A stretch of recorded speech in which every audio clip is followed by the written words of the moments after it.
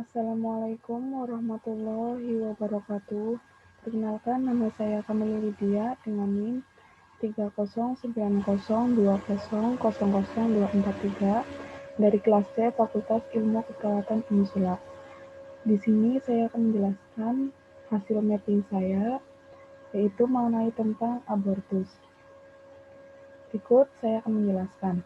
Apa itu pengertian abortus? Abortus Abortus menurut Wijaya yaitu pengeluaran hasil konsepsi dengan berat badan kurang dari 500 gram atau umur kehamilan kurang dari 20 minggu. Sedangkan menurut Hecker-Moore, yaitu gugurnya suatu kehamilan secara tidak terduga-duga, tidak terencana, spontan sebelum janin cukup berkembang untuk bertahan hidup di luar kandungan. Dan yang terakhir, menurut WHO, yaitu pengeluaran atau ekstraksi janin atau embrio yang berbobot 500 gram atau kurang dari ibunya. Kemudian di sini ada etiologi. Etiologi menurut Mokhtar 1998, yaitu pada kehamilan muda, abortus tidak jarang didahului oleh kematian mudigah. Sebaliknya, pada kehamilan lebih lanjut biasanya janin dikeluarkan dalam keadaan masih hidup. Berikut ada hal-hal yang menyebabkan abortus. Yang pertama, kelainan pertumbuhan hasil konsepsi, yaitu dapat menyebabkan kematian janin atau cacat. Kelainan berat biasanya menyebabkan kematian mudigah pada hamil muda, menurut Wijaya 2000. Dan yang kedua, ada kelainan pada plasenta. Contohnya seperti endarteritis yang dapat terjadi dalam Filli choriolis dan menyebabkan oksigenasi plasenta terganggu, sehingga menyebabkan gangguan pertumbuhan dan kematian janin. Keadaan ini biasanya terjadi sejak kehamilan muda, misalnya karena hipertensi menahun. Yang ketiga, ada penyakit ibu seperti pneumonia, tifus abdominalis, pyelonefritis, malaria, dan lain-lain dapat menyebabkan abortus. Anemia berat dan keracunan juga dapat menyebabkan abortus. Anemia pada ibu hamil dapat menyebabkan kematian mudigah, menurut Wijaya 2000.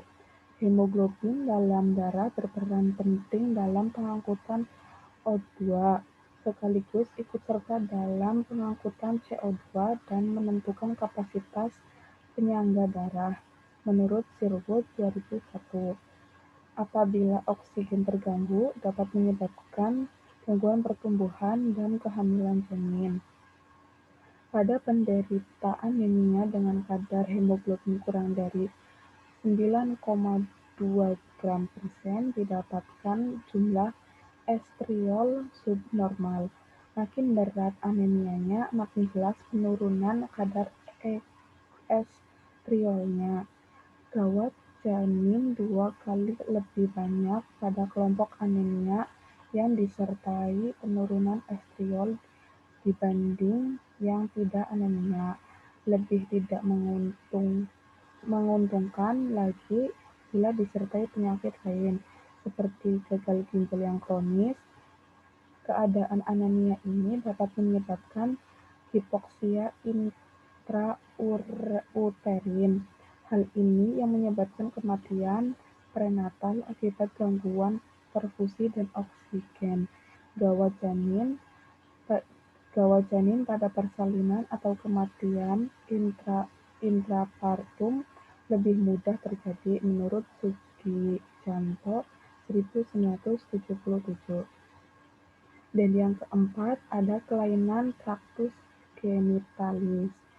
Contohnya yaitu mioma uteri atau kelainan bawaan uterus dapat menyebabkan abortus, menurut Wikidsastra 2000. Kemudian ada faktor-faktor lain yaitu umur ibu, dan yang kedua paritas. Umur ibu yang terbaik bagi wanita untuk kehamilan dan persalinan yaitu umur 20-30 tahun. Risiko Risiko abortus spontan semakin meningkat dengan semakin lanjutnya usia ibu dan ayah. Frekuensi abortus yang dikenali secara klinis bertambah dari 12% pada wanita yang berusia kurang dari 20 tahun menjadi 26% pada wanita berumur di atas 40 tahun menurut Cunningham 1995. Kemudian paritas. Paritas 2-3 merupakan paritas paling aman ditinjau dari sudut kematian maternal. Resiko abortus spontan kelihatannya semakin meningkat dengan bertambahnya paritas. Kemudian di sini ada patologi. Terjadi pendarahan dalam desidu basalis diikuti oleh nekrosis jaringan di sekitarnya, sehingga menyebabkan hasil konsepsi terlepas sebagian atau seluruhnya. Pada kehamilan kurang dari 8 minggu, hasil konsepsi biasanya dikeluarkan seluruhnya karena fili choriolis belum menembus desidua secara mendalam. Pada kehamilan 8-14 minggu, fili choriolis menembus desidua lebih dalam, sehingga plasenta tidak terlepas sempurna yang dapat menyebabkan pendarahan. Pada kehamilan 14 minggu ke atas umumnya dikeluarkan setelah ketuban pecah disusul beberapa waktu plasenta. Pendarahan tidak banyak jika plasenta terlepas dengan lengkap. Hasil konsepsi abortus dikeluarkan berbagai berbagai bentuk. Ada kalanya kantong amnion kosong atau tempat di dalamnya benda kecil tanpa bentuk yang jelas, atau blighted ovum. Mungkin juga janin telah mati lama, menurut Wikidsastra 2020. Sekian penjelasan dari saya, kurang lebihnya mohon maaf. Wabillahi taufiq wal hidayah. Wassalamualaikum warahmatullahi wabarakatuh.